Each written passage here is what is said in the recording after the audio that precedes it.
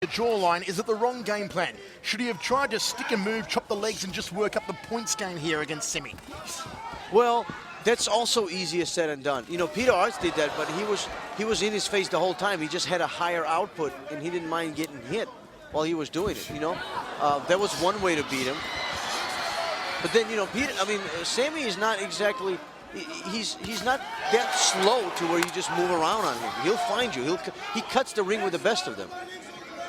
Errol found the target with a left hook earlier on, and look at Semmy just tries to decapitate him with that high left round kick.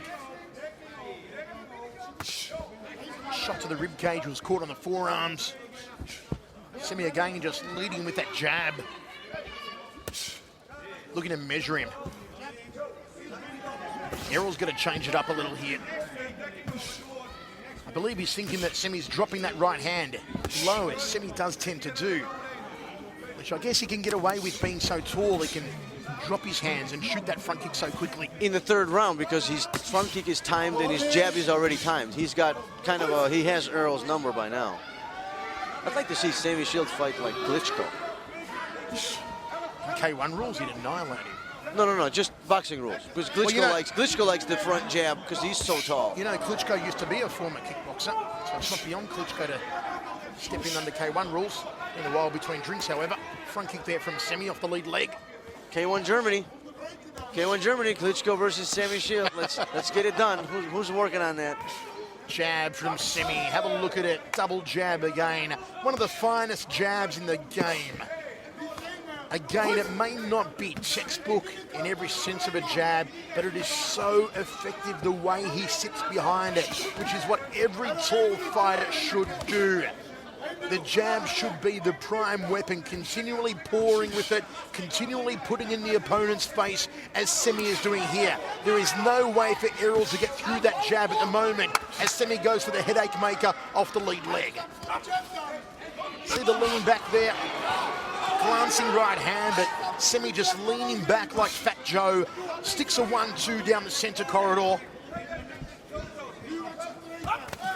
Clips him with the right hand, but nothing phasing the champion.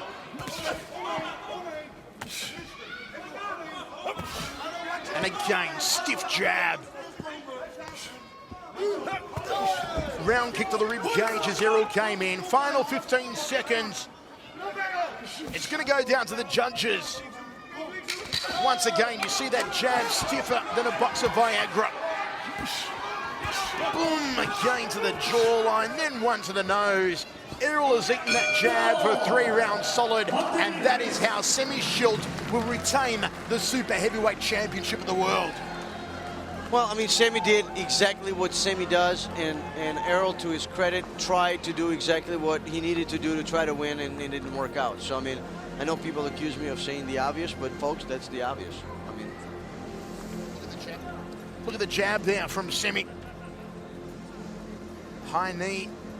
It's all he has. I wrote a piece for MMA Fighting earlier this week with Michael David Smith. Big hello to Michael David Smith. I know he's a huge K-1 fan. In my opinion, the finest reporter in the game. And I said that Semmy only relies on a few weapons. That's all he needs: a jab, a front kick, and a knee. 30対27赤シェームスジャッジクロスビー30対27赤セーブシュート It is all one-way traffic. 30-29, 30-29, 30-28. Semmy Schilt retains the K-1.